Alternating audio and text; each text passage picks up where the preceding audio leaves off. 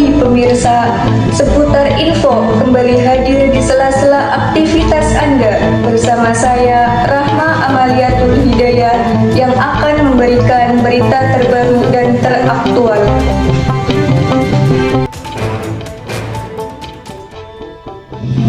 Banjir dan longsor dahsyat yang melanda 3 provinsi di Pulau Sumatera terus menjadi sorotan. Bencana yang menerjang 50 kabupaten atau kota di 3 provinsi ini membuat 3,3 juta warga terdampak. Jumlah korban yang mencapai 753 jiwa diyakini terus bertambah. Bahkan, kerusakan infrastruktur besar-besaran akibat bencana ini juga menghantam sejumlah wilayah. Lantas, seberapa parah kondisi banjir Sumatera? Simak selengkapnya dalam video berikut. Rabu, 3 Desember 2025, BNPB mencatat korban meninggal akibat bencana di 3 provinsi yakni Aceh, Sumatera Utara, dan Sumatera Barat mencapai 753 jiwa. Bencana ini menerjang 50 kabupaten kota di 3 provinsi yang membuat 3,3 juta orang terdampak.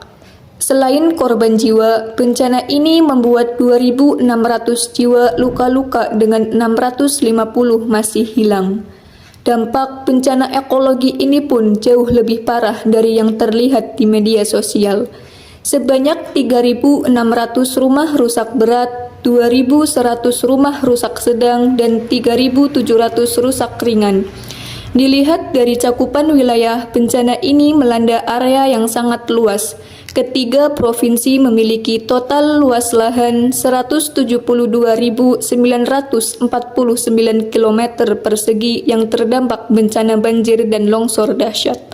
Sampai saat ini, akses transportasi darat di sejumlah lokasi masih terputus.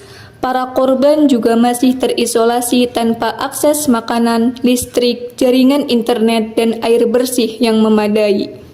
Guru Besar Institut Teknologi Sumatera bidang pengurangan resiko bencana dalam perencanaan pembangunan, Harkunti Pertiwi Rahayu, menilai bencana di Sumatera sudah bisa masuk kategori bencana nasional. Menurut Harkunti, besarnya dampak kerusakan bencana ini terjadi sebab kondisi alam di hulu hingga hilir. Kondisi ini membuat masyarakat tidak lagi punya tempat aman untuk menyelamatkan diri ketika terjadi bencana alam. Berkaca dari apa yang terjadi, Harkunti mendorong pemerintah daerah untuk menjadikan mitigasi sebagai regulasi dan kebijakan. Selain itu, pemerintah juga harus menunjang lewat kebijakan yang memperhatikan keseimbangan alam. Bencana banjir dan longsor di 3 pulau Sumatera bukan lagi sekedar bencana alam biasa, melainkan krisis ekologis berskala masif yang dampaknya bahkan melampaui kemampuan pemerintah daerah. Masih banyak akses yang terputus dan distribusi bantuan masih terkendala. Kerusakan lingkungan di wilayah hulu hingga hilir juga memperparah situasi dan membuat mitigasi menjadi sulit dilakukan.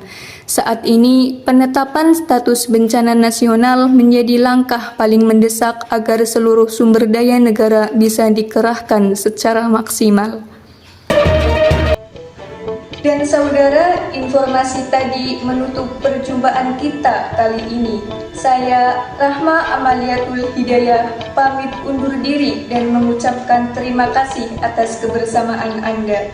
Wassalamualaikum warahmatullahi wabarakatuh. Sampai jumpa.